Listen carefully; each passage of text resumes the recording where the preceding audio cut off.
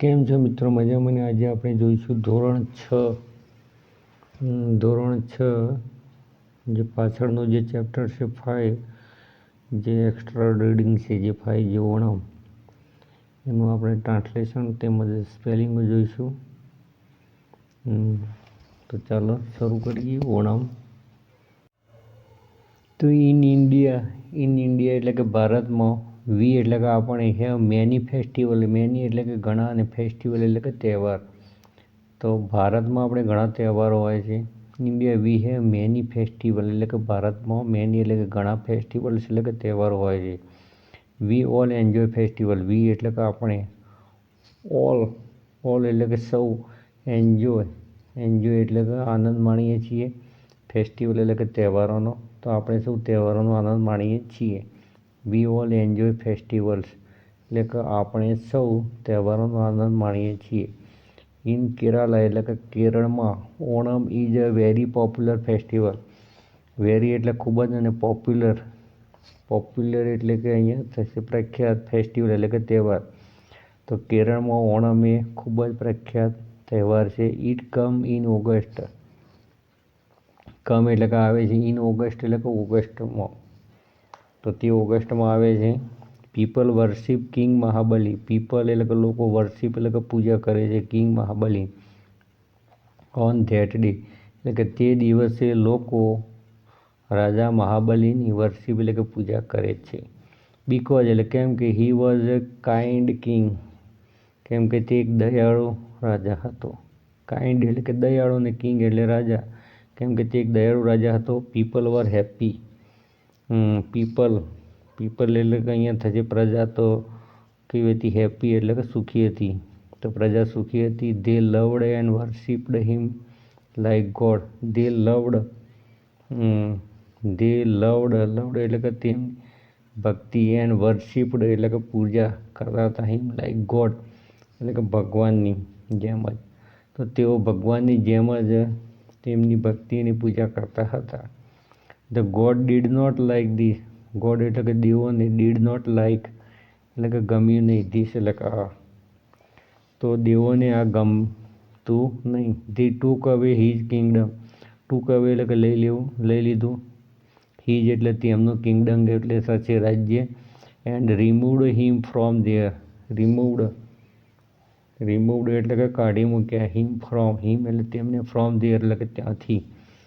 તો દેવોએ શું કર્યું? દે ટૂક અવે હિઝ કિંગડમ. તે તો તેમનું રાજ્ય છીનવી લીધું. And removed him from there અને ત્યાંથી તેમને કાઢી મૂક્યા. But the king loved his people very much. પણ કિંગ એટલે કે રાજાને, લવડ હિઝ પીપલ એટલે કે લોકો પ્રત્યે પ્રેમભાવ, વેરી મચ એટલે કે ખૂબ જ હતો. પણ રાજાને તેની પ્રજા ખૂબ જ વહાલી હતી. He said to the god. તેણે દેવોને કહ્યું, please allow me to see my people. એટલે કે પ્લીઝ એટલે કે મહેરબાની કરીને, એલો એટલે રજા આપવી, મી એટલે મને, એટલે કે મને પરવાનગી આપો, ટુ સી માય પીપલ એટલે કે મારા લોકોને જોવા માટે. ટુ સી માય પીપલ એટલે કે મારા લોકોને જોવા માટે. પ્લીઝ એટલે કે મહેરબાની કરીને, એલો મી એટલે કે રજા આપો. The God guaranteed his wish. The God એટલે કે દેવોએ, હિઝ વિશ એટલે કે તેની ઈચ્છા, ગેરંટેડ એટલે કે સ્વીકારી. સો જેથી king Mahabali visit his people once in year.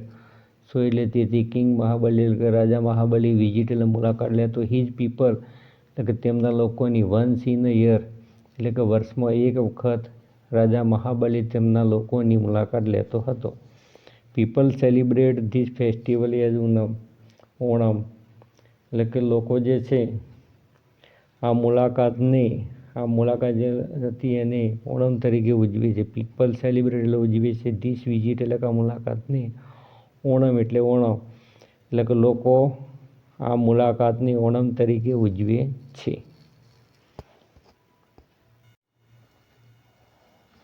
People var new cloth. એટલે કે લોકો નવા કપડાં પહેરે છે. પીપલ લોકો, વેર એટલે પહેરે છે. ન્યૂ ક્લોથ એટલે કે નવા કપડાં પહેરે છે. Decorate there home. ડેકોરેટ એટલે કે સુશોભિત કરે છે. ધેર એટલે તેમના અને હોમ એટલે ઘર. એટલે કે લોકો તેમના ઘરોને શું કરે છે? સુશોભિત કરે છે. ઈટ ઈટ એટલે ખાય છે. વેરાયટી એટલે કે વિવિધ પ્રકારની આઈટમ એટલે કે વાનગીઓ લાઈક એટલે જેવી કે પેસમાં તો પાયસમ જેવી વિવિધ વાનગીઓ ખાય છે. વિવિધ વેરાયટી ઓફ આઈટમ એટલે કે વિવિધ પ્રકારની વાનગીઓ ખાય છે. They also make rangoli of flower. તેઓ ફૂલોની રંગોળી પણ બનાવે છે. મેક એટલે બનાવે છે, રંગોળી ઓફ ફ્લાવર એટલે કે ફૂલો થશે.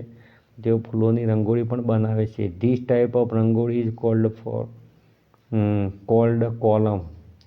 ધીસ ટાઈપ એટલે કે આ પ્રકારની રંગોળીને કોલ્ડ એટલે કહે છે, કોલમ એટલે કોલમ. તો આ પ્રકારની રંગોળીને કોલમ કહે છે. Onam is a festival of flower. Onam એ ફૂલોનો તહેવાર છે. ફેસ્ટિવલ ઓફ ફ્લાવર એટલે કે ફૂલોનો તહેવાર છે. Floral decoration are an essential part of the celebration. Floral decoration એટલે કે ફૂલોની સજાવટ આર એન એસેન્શિયલ પાર્ટ એટલે કે અનિવાર્ય ભાગ છે ઓફ ધ સેલિબ્રેશન એટલે કે ઉત્સવ. તો આ જે ઉત્સવ છે એનો જે ડેકોરેશન એટલે કે ફ્લોરલ ડેકોરેશન એટલે કે ફૂલોની સજાવટ છે એ ઉત્સવનો એક અનિવાર્ય ભાગ છે. સેલિબ્રેશન એટલે કે ઉત્સવનો એન એસેન્શિયલ પાર્ટ એટલે કે અનિવાર્ય ભાગ છે. The celebration lasts for 10 days. Celebration lasts for 10 days એટલે કે ઉત્સવ 10 દિવસ સુધી ચાલે છે. The most exciting part is the Aranmul boat race. Aranmula boat race એટલે કે અરણમૂળ જે બોટ એટલે કે હોડીની રેસ એટલે કે હરીફાઈ જે છે એ મોસ્ટ એક્સાઇટિંગ એટલે સૌથી રોમાંચક પાર્ટ એટલે કે ભાગ છે. તો અરણમૂળની હોડીની હરીફાઈ એ સૌથી રોમાંચક ભાગ છે. People come from many places એટલે કે લોકો દૂર દૂરથી મેની પ્લેસીસ એટલે કે દૂર દૂરના સ્થળોથી વોચીસ એટલે કે જોવા માટે એન્ડ ચેર એટલે કે પ્રોત્સાહન આપવા માટે. ધ સ્નેક બોટ એટલે કે સર્પાકાર હોડીઓની ઇન ધ વોટર એટલે કે પાણીમાં. તો સૌથી લોકો દૂર દૂરથી સર્પાકાર હોડીઓને પાણીમાં દોડતી જોવા માટે અને તેમને પ્રોત્સાહન આપવા માટે આવે છે. It is also the time for dancing. It is the also time for dancing and sports. તો આ નૃત્ય અને રમતગમતનો પણ અવસર છે. એટલે ડાન્સિંગ એટલે થશે નૃત્ય અને સ્પોર્ટ એટલે રમતગમત. તો નૃત્ય અને રમતગમતનો પણ તહેવાર છે. This festival is celebrated by the Hindu, the Muslim and the Christian. This festival એટલે કે આ ઉત્સવ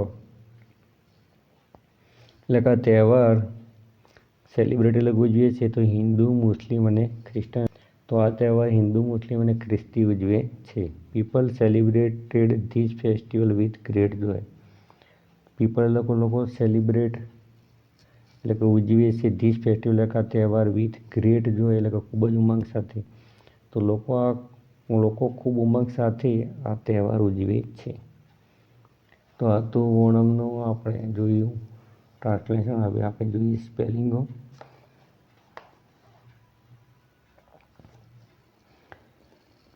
તો FESTIVAL ફેસ્ટિવલ એટલે થશે તહેવાર. પછી પોપ્યુલર POPULAR પોપ્યુલર એટલે થશે લોકપ્રિય. WORSHIP વર્શિપ એટલે થશે પૂજા. પછી કિંગડમ KINGDOM કિંગડમ એટલે થશે રાજ્ય. ટેક અવે એટલે કે છીનવી લીધું. રિમૂવડ એટલે કે દૂર કર્યા. ગોડ એટલે દેવો થશે. એલોમી એટલે કે પરવાનગી આપી. પીપલ એટલે થશે લોકો.